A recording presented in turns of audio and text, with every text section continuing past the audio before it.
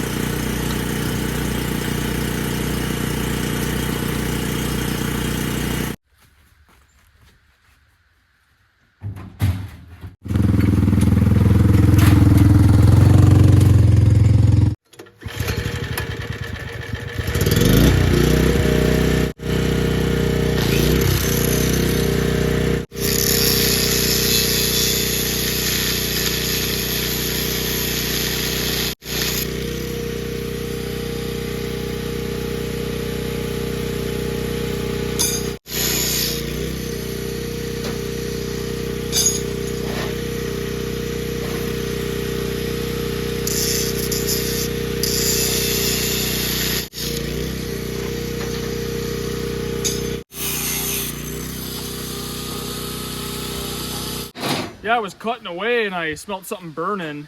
I looked down and I burnt a hole in my shirt.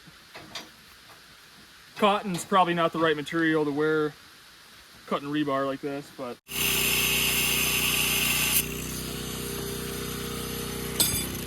So here's what one of these pads looks like, all ready to go. Really solid ground here. It's all compacted. Then I have a nice layer of gravel, about 3 inches thick, because you want good drainage underneath these pads. And then I have extra rebar, so I'm going to run some more rebar in these too.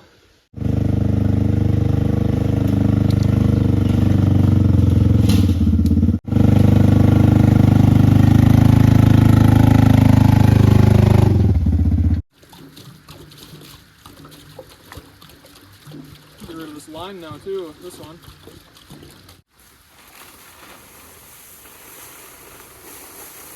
Like almost 4,000 pounds actually.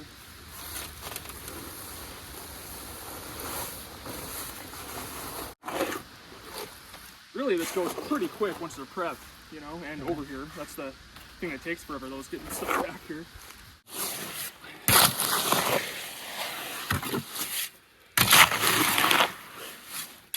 Tuesday morning looks alright, but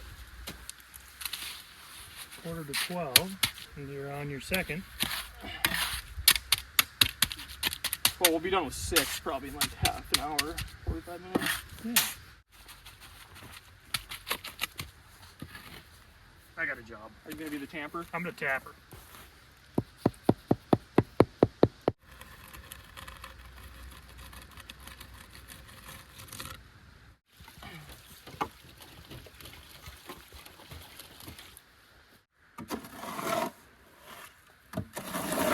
I stayed away from a lot of the sides and stuff, but I'll tell you, you know, the Friday we walked, in the morning we walked. Yeah, and like really.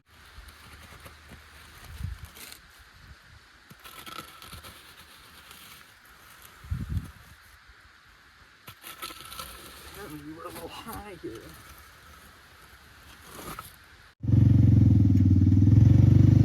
My shuttle driver's here. more concrete.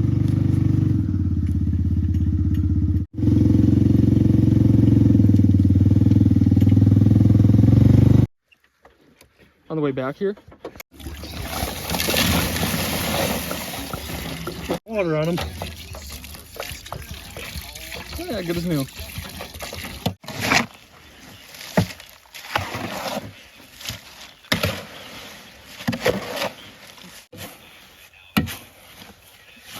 It happens lots of times.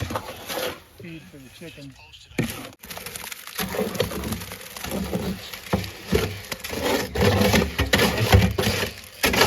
Maybe hair soupy, but it'll develop. That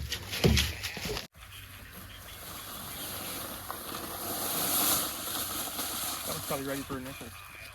That one? Now? It's probably hard enough. Probably, yeah.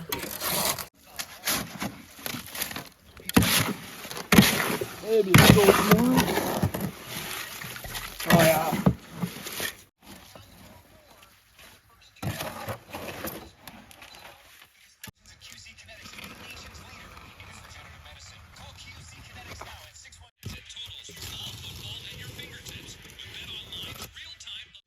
This would be level.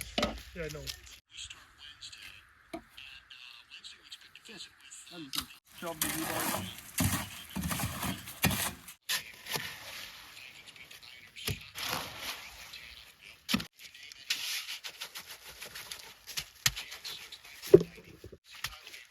Looks good, huh? Yeah, it does. Move on. Sure.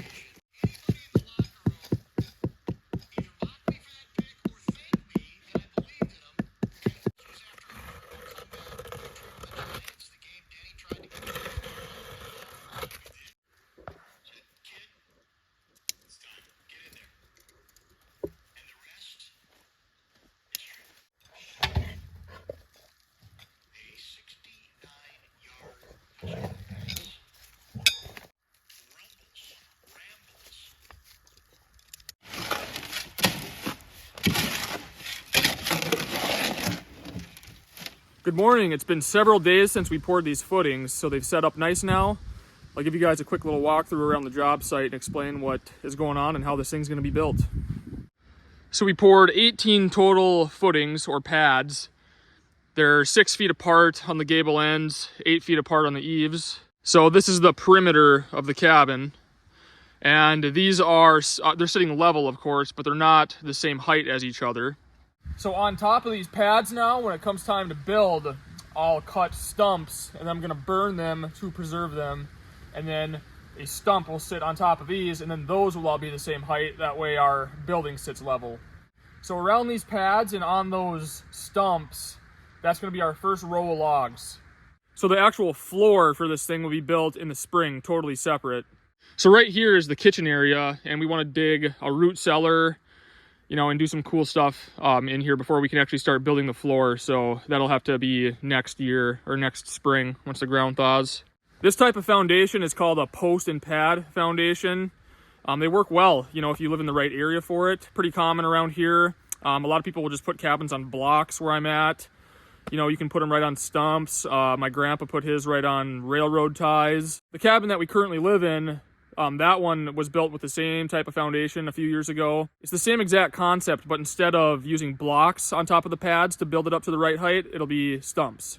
And then eventually down the line, you know, we have so many stones on our property, I might build a stone wall underneath it, you know, because that'll look really sweet. But yeah, we'll see if I have enough stones for that or not. There is still a little bit of shovel work to do here because I want to make sure there's good drainage. These footings will never see water. You know, we'll have a nice big overhang on our roof. I want to keep the water off the logs too, obviously. So yeah, we'll make sure everything's draining really nice and these will hold up well. Well, it was good to get that done. My dad and I pretty much banged that out in about a day and a half. Yeah, most of the time on that, you know, once you have your forms all built and prepped and compacted and ready to go, you know, pouring the concrete and mixing it doesn't take that long, but just getting the materials back there is kind of what took a while. I do have a little bit of extra concrete. I'll have to figure out what I want to do with that. Well, thanks for watching. We're almost to the fun part, so stay tuned, and I will see you guys on the next video.